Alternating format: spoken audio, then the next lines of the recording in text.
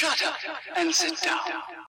तो चलिए आइए अब हम लोग पढ़ते हैं 1.5 ओरल कम्युनिकेशन के बारे में, जिसको मौखिक संचार कहा जाता है। After man developed speech we started communicating orally. मानव द्वारा बोली का प्रयोग विकसित किए जाने के बाद हम मौखिक संचार करने लगे। कहने का मतलब देखिए, पहले हम लोग इशारों में बात करते थे, उसके बाद बोलना चालू हुआ, तो आज बोलने के लिए भाषा का प्रयोग किया गया, तो हम लोग आज बात करते हैं। It is like a child who learns to utter words first and then speak.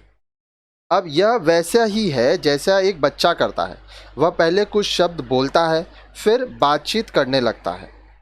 Oral communication is a skill that is developed और इवॉल्व्ड।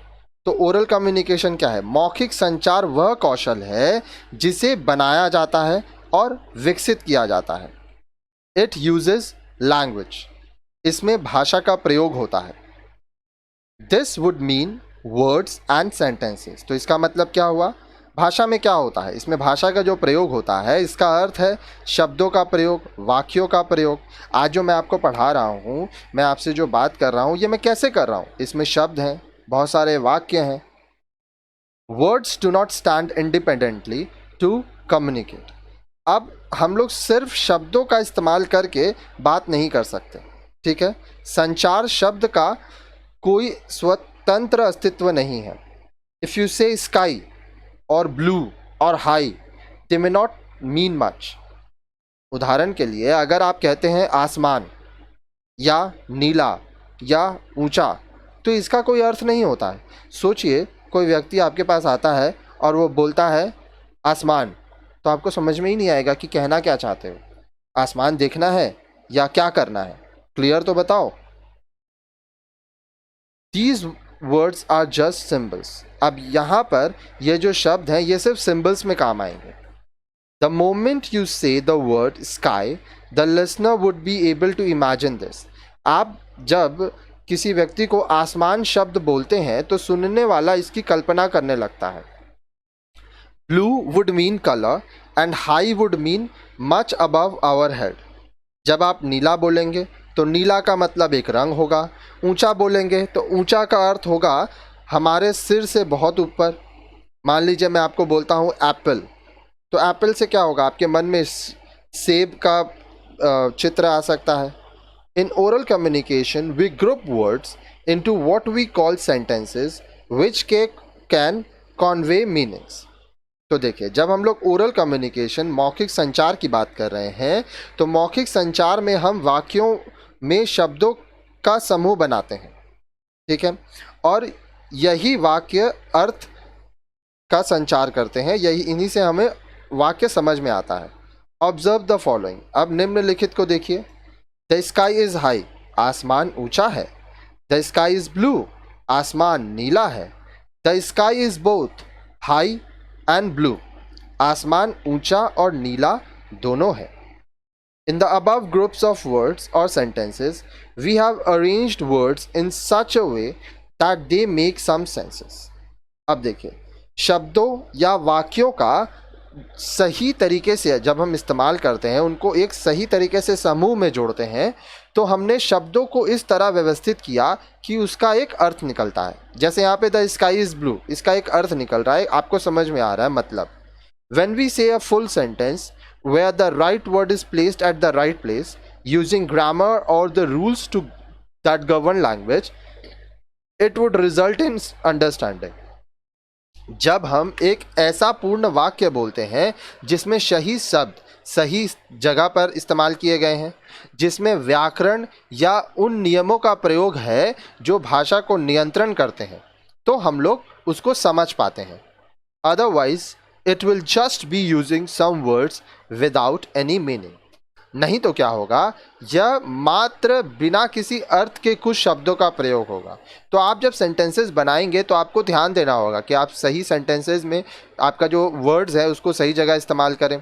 उसके बाद आप ये भी ध्यान दें कि जो आपका सेंटेंसेस है उसका ग्रामर, व्याकरण ठीक हो, ताकि लोग समझ पाए, क्योंकि नियम बनाया गया है।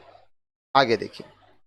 When we talk about India's ancient wisdom or Vedas, Puranas, and Shastra, they were initially spoken, given orally, and passed on from one generation to another. जब हम भारत के प्राचीन मनीषा, वेदों, पुराणों, शास्त्रों की बात करते हैं तो पता चलता है कि प्रारंभिक में यह बोले गए थे और ये कहीं लिखे हुए नहीं थे। मौखिक रूप से यह लोगों को बताए जाते थे, फिर एक पीढ़ी दूसरे पीढ़ी को बताते थे। In India we have this very strong oral tradition. Bharat में यह जो मौखिक परंपरा है यह बहुत ही सशक्त है। The advantages of oral communication are, अब मौखिक संचार के क्या क्या लाभ होते हैं। मौखिक संचार मतलब oral communication. It is spontaneous and natural, यह निरंतर तथा स्वाभाविक होता है। It is therefore easy for others to understand, यह दूसरों के लिए समझने में आसान होता है क्योंकि इसका जो इस्तेमाल है वो लोग कर रहे हैं और बचपन से आप यह सीखते आए हैं। ठीक है, आगे, choice of words generally suits the listener. आप जिन शब्दों का इस्तेमाल करते हैं वह श्रोता जो कि आपकी बात सुन रहा है उसके हिसाब से होता है। It is supported by non verbal communication, इसमें अशाब्दिक संचार का भी सहयोग मिला होता है। जब आप किसी से बात करते हैं तो आप हर समय शब्दों का इस्तेमाल नहीं करते, आप कभी कभी इशारे से भी इस्तेमाल करते हैं। सोचिए, आप घर आते हैं और आपकी मम्मी आपसे पूछती है पानी पियोगे, तो आप ज़रूरी नहीं है कि आप हाँ बोले, आप इशारों से भी बात कर सकते हैं। द कम्युनिकेटर और the person who communicates is always physically available. अब जो व्यक्ति बात बोल रहा है वो शारीरिक रूप से हमेशा मौजूद होता है। It can develop close relation between the speaker and the listener. अब यह वक्ता, स्पीकर तथा श्रोता, लिसनर के बीच करीबी संबंध विकसित कर सकता है। आगे देखिए, आगे हम लोग पढ़ेंगे डिसएडवांटेजेस ऑफ ओरल कम्युनिकेशन। अब मौखिक संचार की हानियां क्या है। Words spoken disappear into thin air, the words are temporary. अब बोले गए शब्द हवा में मिल जाते हैं, शब्द अस्थायी होते हैं। Words are not permanent unlike से रिटन कम्युनिकेशन, बोले गए शब्द लिखित संचार जैसे स्थायी नहीं होते हैं। ठीक है, जो चीज़ लिखा है वो जैसा है वैसा ही रहेगा, बोला हुआ चीज़ लोग बदल भी देते हैं। What is heard is often forgotten, जो कुछ सुना जाता है आमतौर पर प्राय लोग उसे भूल जाते हैं। Non verbal communication that supports oral communication may not be understood by people from other cultures.